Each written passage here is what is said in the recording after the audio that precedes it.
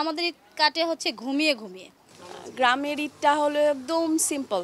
ওরা যে ঈদের খুশিটা মানে ড্রেস বিক্রি করে যে ইয়াটা করে যে পরবে, আমার কাছে মনে হয় আমি ঈদ করতেছি বা আমি কিনে ফেলেছি। পাকিস্তানি ড্রেস কিনতেছে পাকিস্তানি এখন একটু মানে ভালো, মানে ইন্ডিয়ানের চাইতে কিন্তু পাকিস্তানির একটু ভালো, কোয়ালিটি ভালো, কোয়ালিফিকেশন ভালো, এই জন্য কাপড়ের মানও একটু ভালো, এই জন্য আর একটু দামও একটু বেশি হলেও জিনিস ভালো আর কি।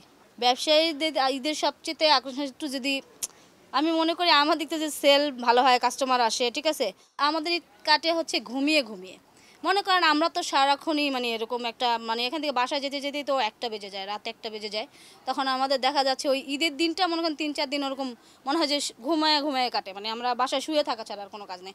আচ্ছা, যে কাস্টমারের কাছে আমরা ডিল করি বা বিক্রি করি, সেই হিসাব করে ধরতে গেলে আমাদের কাছে এটাই আমার ঈদ মনে হয়।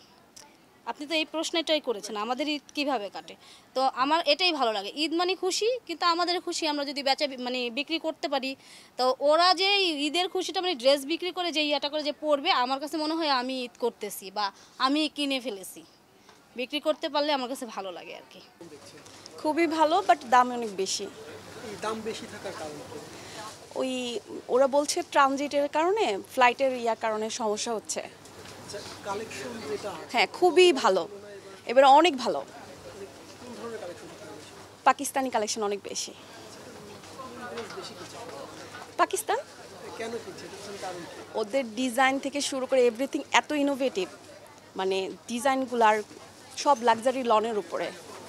এর আগেও তো পাকিস্তানি ড্রেস ছিল, জি, এর আগের বছরের ঈদগুলোতে আমরা দেখিনি এত জনপ্রিয়তা, এবার কেন? সবগুলা বেশি কটনের উপরে, দ্যাটস ওয়াই মানে ডিজাইনারগুলো ডিজাইনই করেছে কটনের উপরে। সবাই কমফোর্টেবল ফিল করছে গরমের কারণে। পাকিস্তানি যে ড্রেসগুলো আসছে এগুলোর দাম কেমন? হাই রেঞ্জ, এটা কি বাজেটের বাইরে চলছে? বাজেটের বাইরে চলে যাচ্ছে, বাট কিনতে ইচ্ছা করছে। মানে এবার কেমন বাজেট করেছিলেন এবং কতগুলো ড্রেস? আমি ড্রেস নিয়েছি 5টা।